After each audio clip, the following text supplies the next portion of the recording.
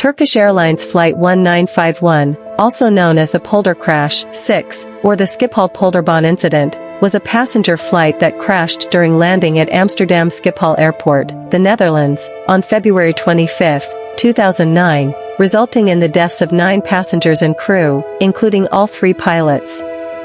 The aircraft, a Turkish Airlines Boeing 737-800, crashed into a field about 1.5 kilometers, 0.9 miles, north of the Polderbaan runway, 18R, prior to crossing the A9 motorway inbound, at 9:26 Universal Time Coordinated, 10:26 Central European Time, having flown from Istanbul, Turkey.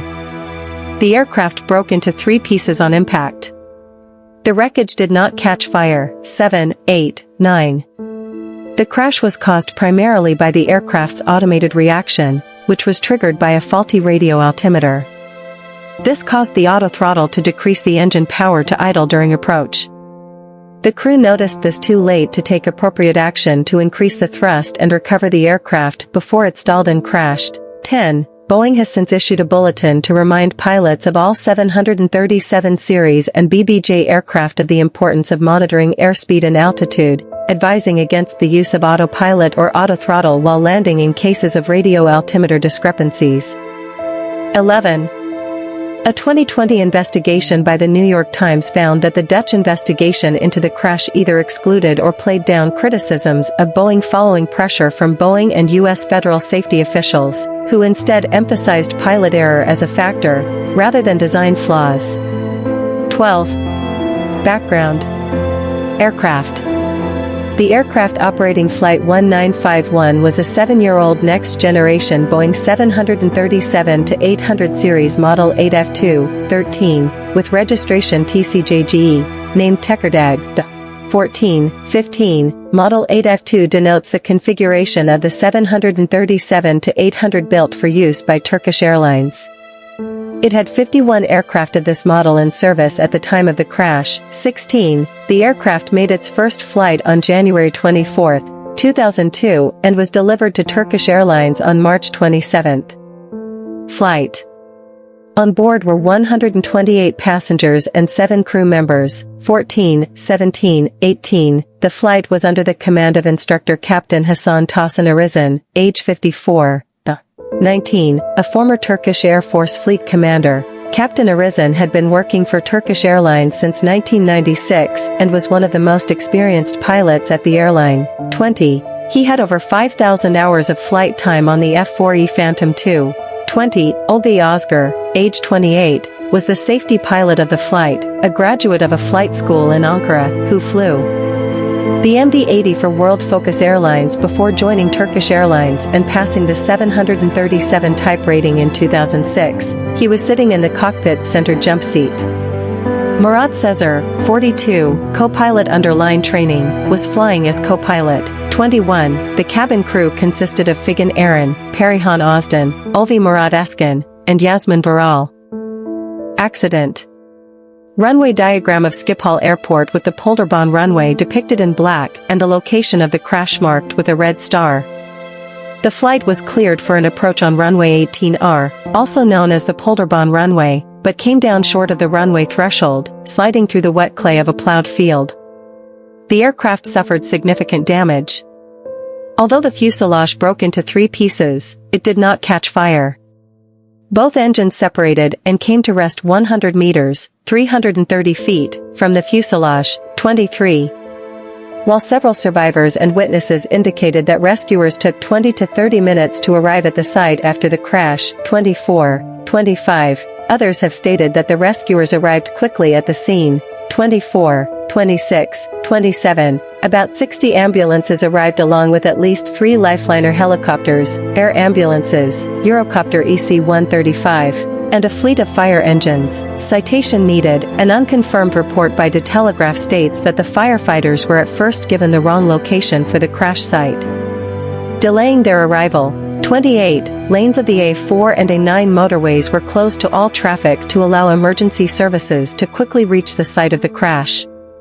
The bodies of the 3 cockpit crew members were the last to be removed from the plane, around 2000 hours that evening, because the cockpit had to be examined before it could be cut open to get to these crew members. 29. Some of the survivors said that one of the pilots was alive after the crash. 30. The relatives of the passengers on the flight were sent to Amsterdam by Turkish Airlines shortly afterward.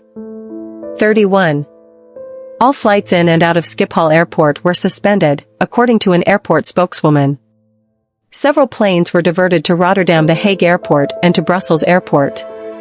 Around 11:15 Universal Time Coordinated, 12:15 Central European Time, the Kagbon runway, June 24, was reported to have been reopened to air traffic, followed by the Buitenvelderbaan runway, September 27.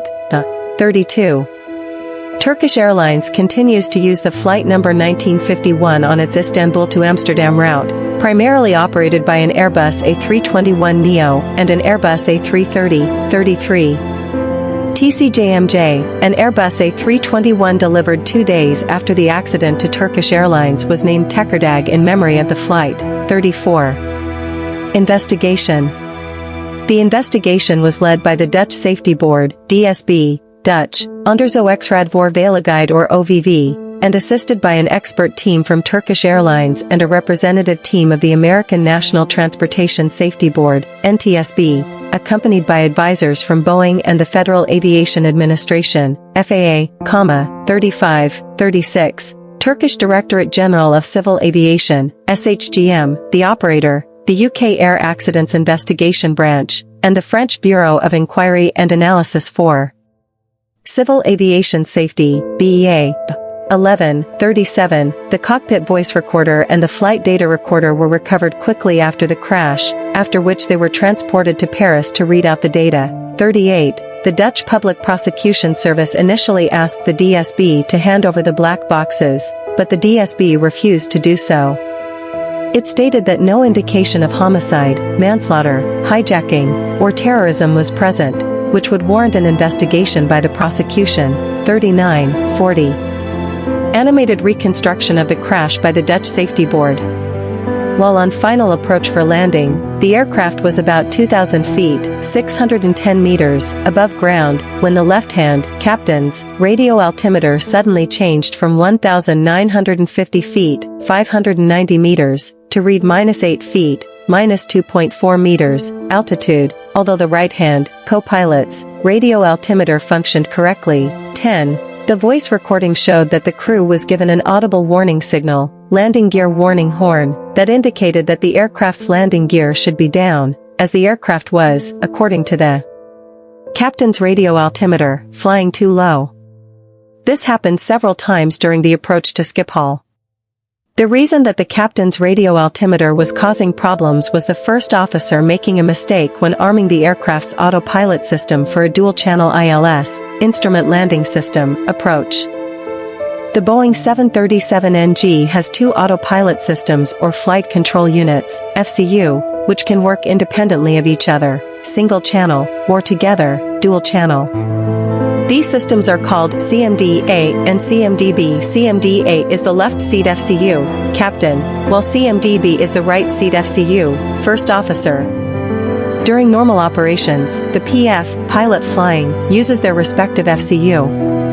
This is referred to as single channel. However, if the crew intended to fly an autoland, which is when the airplane flies the approach and landing itself, during a Cat 3 ILS approach, one would engage both FCUs. This way the approach can be flown to greater precision in bad visibility, allowing the pilots to lower the MDA, minimum decision altitude, to 50 feet. This is called a dual channel. Turkish Airlines standard operating procedure at the time stated that all approaches should be flown dual channel when available, but the inexperienced, on the 737NG, first officer forgot to arm approach mode in the aircraft's mode control panel, MCP, before he engaged CMD-A to make the approach dual channel, meaning that the aircraft thought the pilots wanted to do a single channel approach using CMD-A, captain's autopilot, only. However, unbeknownst to the pilots, CMD-A had a radio altimeter fail, which would be the main contributor to the accident. 10. Later, the safety board's preliminary report indicated that the flight data recorder history of the captain's radio altimeter showed 8,191 feet, the maximum possible recorded, until the aircraft descended through 1950, then suddenly showed -8 feet, 41. The throttles were pulled back to idle thrust to slow the aircraft to descend and acquire the glide slope, but the autothrottle unexpectedly reverted to retard mode, which is designed to automatically decrease thrust shortly before touching down on the runway at 27 feet, 8.2 meters above runway altitude, 42, at 144 knots, 267 kilometers per hour, 166 miles per hour. The pilots manually increased thrust to sustain that speed, 41, but the autothrottle immediately returned the thrust lever to idle power because the first officer did not hold the throttle lever in position. The throttles remained at idle for about 100 seconds while the aircraft slowed to 83 knots, 154 kilometers per hour, 96 miles per hour, 40 knots, 74 kilometers per hour, 46 miles per hour, below reference speed as the aircraft descended below the required altitude to stay on the glide slope, 43. The stick shaker activated about 150 meters, 490 feet, above the ground, indicating an imminent stall. The autothrottle advanced, and the captain attempted to apply full power, 43. The engines responded, but not enough altitude or forward airspeed was available to recover, and the aircraft hit the ground tail first at 95 knots, 176 kilometers per hour, 109 miles per hour, 43. The data from the flight recorder also showed that the same altimeter problem had happened twice during the previous 8 landings, but that on both occasions, the crew had taken the correct action by disengaging the autothrottle and manually increasing the thrust.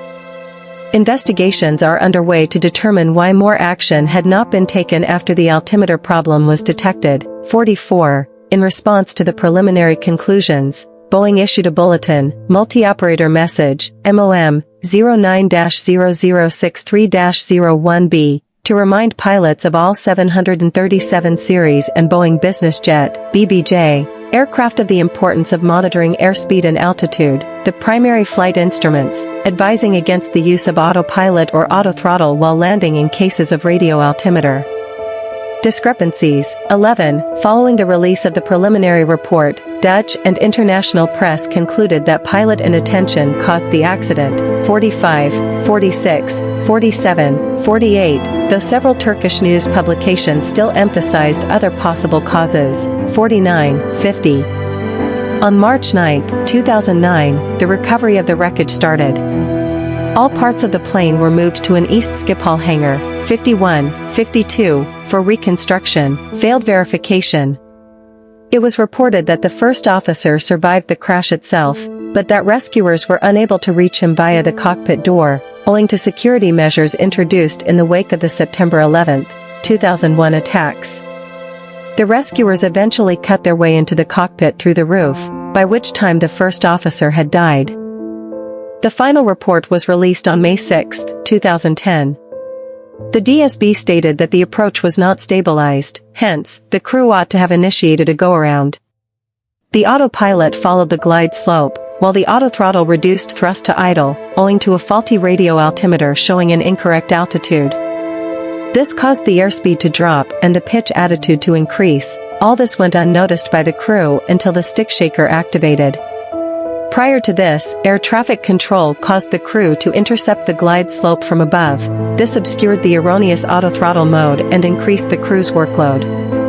The subsequent approach to stall recovery procedure was not executed properly, causing the aircraft to stall and crash. 54. Turkish Airlines disputed the crash inquiry findings on stall recovery. 9 fatalities and a total of 120 injuries occurred, with 11 of them serious. 54. 29, 178 to 185 of the deceased were Turkish citizens, including the captain, the first officer, a line training pilot, and 1 member of the cabin crew. 61, 62, 63, 64, 4 were Americans, of whom 3 have been identified as Boeing employees stationed in Ankara and working on an airborne early warning and control program for the Turkish military. 7, 17, 52, 58, 59. The plane carried 53 passengers from the Netherlands, 51 from Turkey, 7 from the United States, 3 from the United Kingdom, 1 each from Germany, Bulgaria, Italy, and Taiwan. 56, 57, 58, 59, 60. Conspiracy theories. Following media speculation, a spokesperson for the prosecutor's office in Harlem confirmed in April 2009 to Agence France-Presse that instructions were given following the crash to remove 4 Boeing laptops from the wreckage, and that the laptops were handed over to the U.S. Embassy in The Hague. 66, according to Dutch newspaper De Telegraaf. The Boeing employees on board were in possession of confidential military information. 68. Turkish media outlets Radikal and Sözcü also reported that the Boeing employees on board were in possession of confidential military information, and that the rescue response was delayed because American officials had specifically requested from Dutch authorities that no one was to approach the wreckage until after the confidential information was retrieved. 70. According to Radikal, the then CEO of Turkish Airlines, Temel Kodil, had also stated that a Turkish Airlines employee stationed at Schiphol airport had arrived at the crash site with his apron access airport identification, but was prevented from reaching the wreckage, and was handcuffed and detained by Dutch authorities after resisting. 70. While the De Telegraaf article and some Turkish sources allege that U.S. Federal Bureau of Investigation or Central Intelligence Agency agents were on site for recovery, this was denied by the prosecutor's office. 71.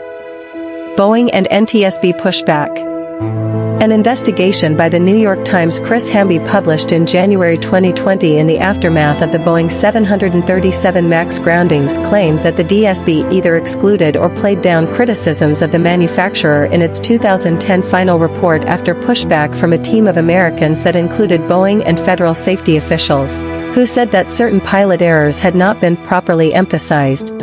12. The Hamby article draws on a 2009 human factors analysis by Sidney Dekker, which was not published publicly by the DSB until after the New York Times investigation was published. 73.